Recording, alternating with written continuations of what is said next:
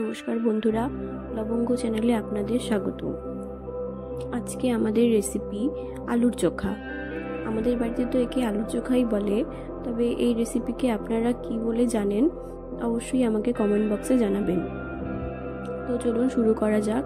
প্রথমেই আলুগুলোকে টুকরো টুকরো করে কেটে ধুয়ে প্রেসার কুকারে সেদ্ধ করতে দিয়ে দেওয়া হয়েছে। তারপর বেশ কয়েকটা কাঁচা লঙ্কা কুচি, পেঁয়াজ কুচি, রসুন এবং আদা রেডি করে রাখতে হবে। ওদিকে আলু সেদ্ধ হয়ে গেলে আলুগুলোকে অন্য একটি পাত্রে নামিয়ে রাখতে হবে।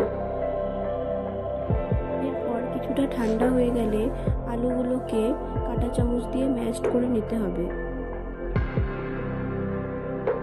ম্যাশড করে নেওয়ার পর এখানেই আপনারা বেশ খানিকটা লবণ দিয়ে হাত দিয়ে মেখে নেবেন, কারণ কড়াতে লবণ দিতে গেলে আলুর ভেতরে লবণ নাও ঢুকতে পারে।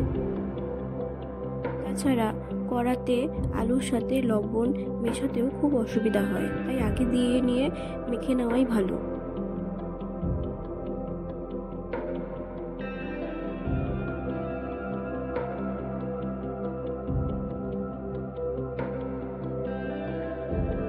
এরপর কড়াতে সর্ষের তেল দিয়ে গরম করে নিতে হবে। সর্ষের তেল গরম হয়ে গেলে কেটে রাখা পেঁয়াজগুলো দিয়ে ভালো করে ভাজতে হবে।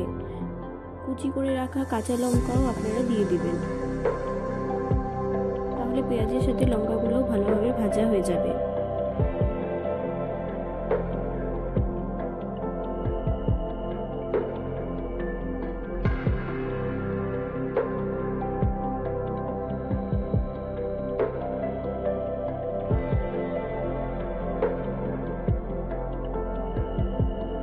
পেঁয়াজগুলো কাঁচা থাকতেই হলুদ দিয়ে ভালো মতো ভেজে নেবেন।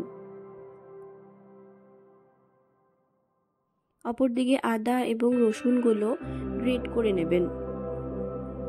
এগুলো ভালো করে গ্রেট করে নিয়ে ওই পেঁয়াজ ভাজার মধ্যে দিয়ে দেবেন, দিয়ে আবার ভাজতে হবে।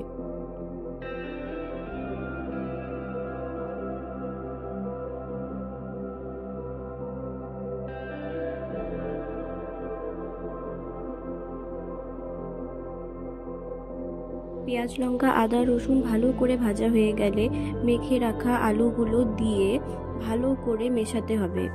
এই সময় কড়ার আঁচ কিছুটা লো রাখবেন, নাহলে পেঁয়াজগুলো পুড়ে যেতে পারে। ভালো করে মিশিয়ে নিলেই আলুর চোখা রেডি। খুব বেশি সময় লাগে না, একদম কম সময়ে এটা আপনারা করতে পারবেন।